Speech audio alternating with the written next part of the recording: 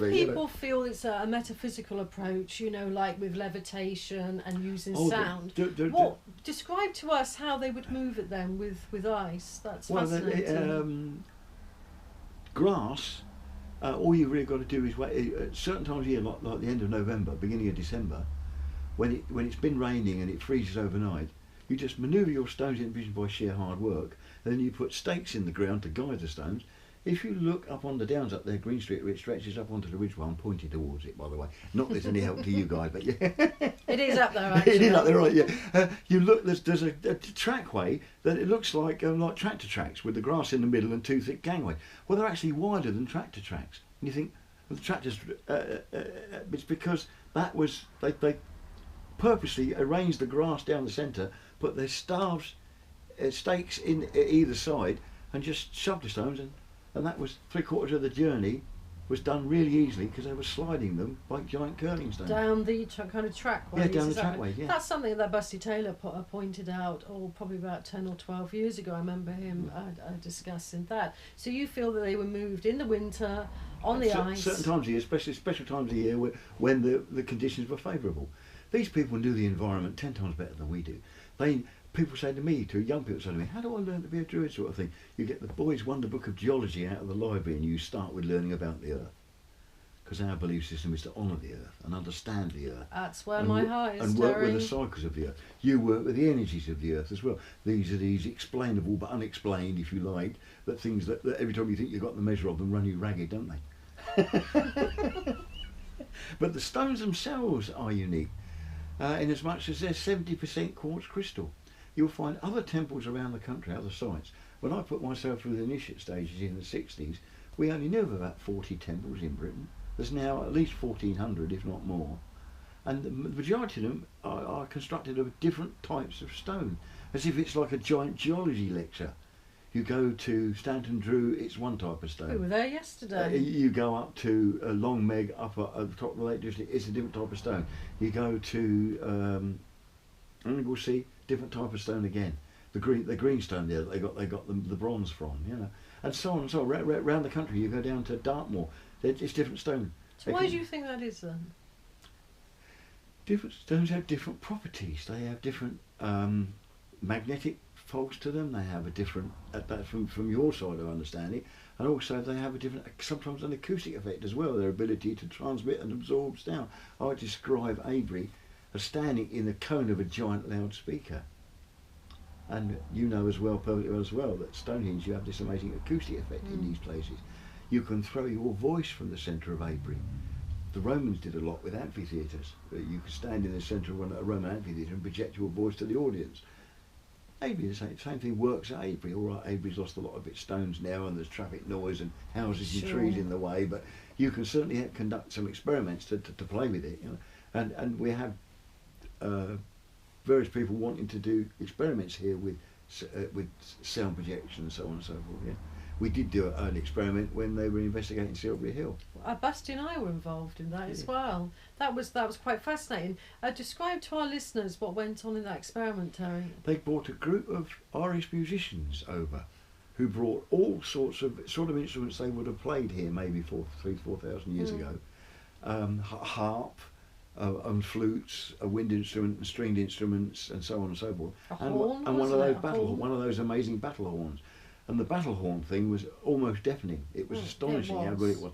But none of the other things we could really hear. The human voice travels fairly well off of Silbury Hill, but I do believe that the experiment was a bit of a misnomer because I don't think that's mainly what Silbury Hill was used for particularly. Silbury was good enough for what I thought it was used for, if you know what I mean. The sound projects would have come out of the temple at Avebury when the major rituals were going on. You know.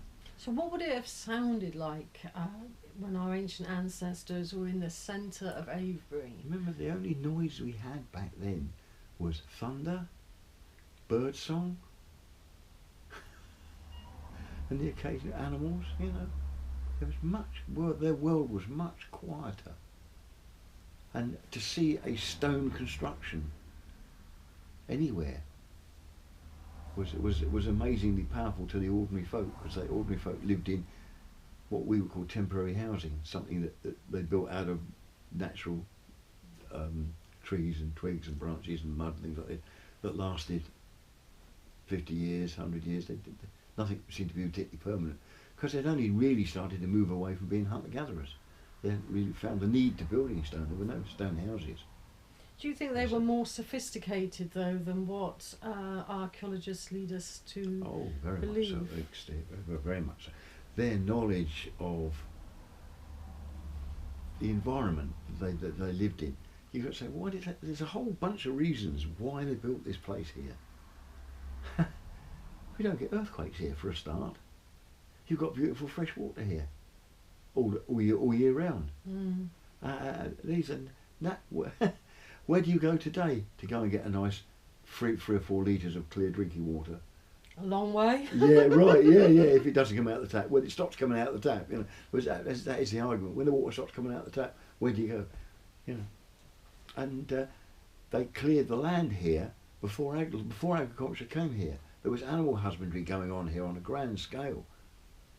I believe the modern. My argument was the archaeologists tell us that the modern cow, the modern sheep, and the modern pig evolved in the Near East, along with the grain.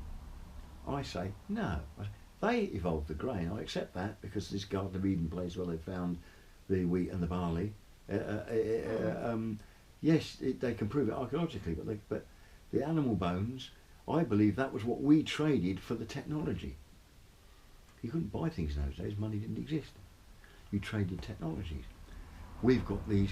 You know this wild boar that tastes pretty good, but it's a real bastard of an animal. Yeah. We domesticated it. We domesticated it, and it'll eat all the rubbish and whatever. And that scruffy little brown sheep thing that's not much use.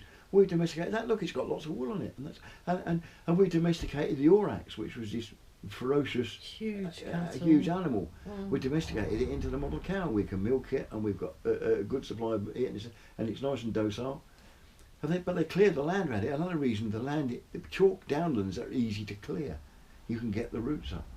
Mm. The clay over the hill in Swindon there, and the red soils further up the country are much harder to get the roots out of the soil. And they actually used pigs to grub the roots out. Hmm. So you feel that this was a big agricultural capital of the world, of the known world. Yeah. That was our trade. Our trading, and of course when they came here, our currency, if you like. Our currency. And when they came here, with the Syrians, the Turkish, with their grain, their wheat and their barley, which made our water more drinkable, so because they could make beer, and bread could feed far more people than gathering could, and.